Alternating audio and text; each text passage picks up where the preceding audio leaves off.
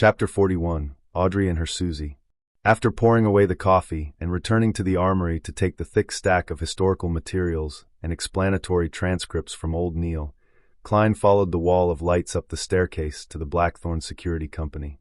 Tap, tap, tap. His footsteps echoed in the sealed and quiet basement. After Klein left the spiral staircase, he pushed open the door and identified his bearings before heading for the second office opposite of him. After familiarizing himself for 2 days, he had a general understanding of the layout of the Blackthorn Security Company. The entrance brought visitors to a huge reception hall with sofas and tables. Through the partition, there was an inner region. To the left of the corridor were 3 rooms. From the nearest to the furthest, they were Mrs. Oriana's account room, a rest room with a few sofa beds, and the staircase that led underground. On the right were 3 rooms. From the nearest to the furthest was Captain Dunn Smith's office, a civilian staff office with a typewriter, and the recreation room for formal members of the Nighthawks team. Klein had previously seen Leonard Mitchell playing cards with 2 other teammates in the recreation room. He guessed that they were playing Fighting the Landlord. Of course, Emperor Rochelle had already given it a new name, Fighting Evil. However, the way it was played was identical to what Klein knew. Brett was entitled to a day of sleep after a night shift. Roseanne was at the reception desk. The carriage driver who was in charge of procuring necessities and collecting supplies, Cesare Francis, was out as usual. When Klein opened the door to the civilian staff office, the 3 desks inside were empty. Only the typewriter sat there silently. Ackerson Company's Model 1346 typewriter. Klein, who had seen similar objects in his Menner's office and Welch's place, muttered. He felt that the complicated mechanisms inside were filled with the beauty of machinery. He walked to the desk with the typewriter. After preparing himself, he attempted to type something on air. In the beginning, he often converted the local language to Chinese pinyin instinctively. Only after he was familiar with it did he digest the original Klein's corresponding memory fragment and no longer made mistakes. Tap, tap, tap. The rhythmic tapping on the typewriter sounded like a melody composed from the heavy marriage of metal and industry. Under this melody, Klein quickly typed the expenditure application. However, he was in no hurry to meet Dunn Smith. Instead, he focused his mind and read the materials provided by old Neil seriously. It was both revision and new material. When it was almost noon, he stretched his neck and put away the documents. He then read and consolidated what he had learned on mysticism in the morning. Only after all that did he take his application to the office next door and knocked on the door gently. Dunn was waiting for lunch to be delivered. When he saw Klein hand him the document, the corners of his mouth curved up. "Did old Neil teach you this?" "Yes." Klein did not hesitate to betray old Neil. Dunn picked up his dark red fountain pen and signed it. "I happen to be applying for funding for the months of July, August, and September from the church and the police department. I'll add yours in. When it's approved, get the money from Mrs. Oriana. You can draw the spirit pendulum in the afternoon." "All right," Klein answered simply and vigorously. His tone and eyes were obviously filled with joy. Before bidding Dunn farewell, he asked casually, "Shouldn't the budget for July, August, and September be applied for by June? Why are you applying for July's budget only in July?" Dunn fell silent for a few seconds before sipping his coffee. "We encountered 3 cases in June. I was so busy that I forgot about it." As expected of Captain and his poor memory, Klein knew he had asked a question he should not have asked.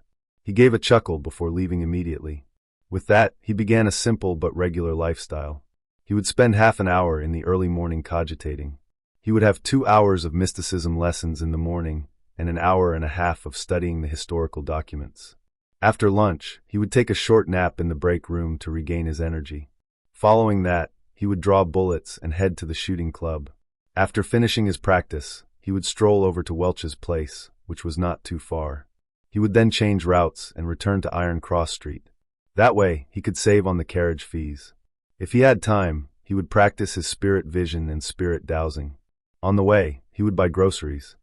In a private chemistry laboratory equipped with apparatus and items, a tall, blonde Audrey was looking at the cup in her hand.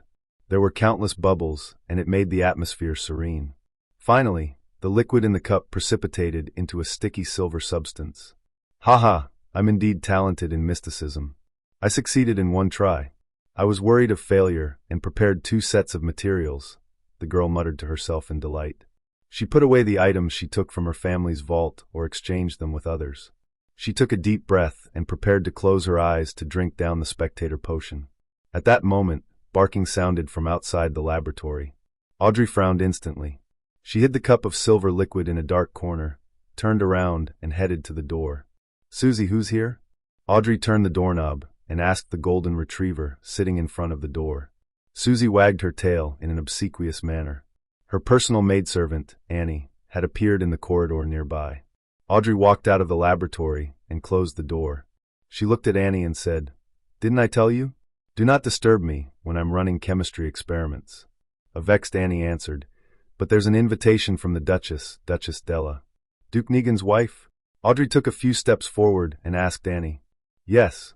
She has managed to hire the services of the palace's baker, Madame Vivi, and plans to invite you and Madame to afternoon tea." Annie recounted the invitation. Audrey tapped her cheeks discreetly and said, "Tell my mother that I have a headache. Perhaps I'm a little dehydrated because of the scorching sun. Please get her to convey my apologies to Madame Della." As she spoke, she acted frail. "Miss, it's not only afternoon tea but a literature salon," added Annie. "But that won't treat my dizziness." "I need rest," rejected Audrey firmly. Simultaneously, she muttered deep down, "If they insist, I'll faint for all of you to see. The etiquette teacher said that I can do it most perfectly. I think I heard something." "All right," Annie exhaled and said, "Do you need me to help you back to your room?" "There's no need. I'll clean up the laboratory first." Audrey was yearning to return immediately to consume the potion. However, she suppressed her impatience.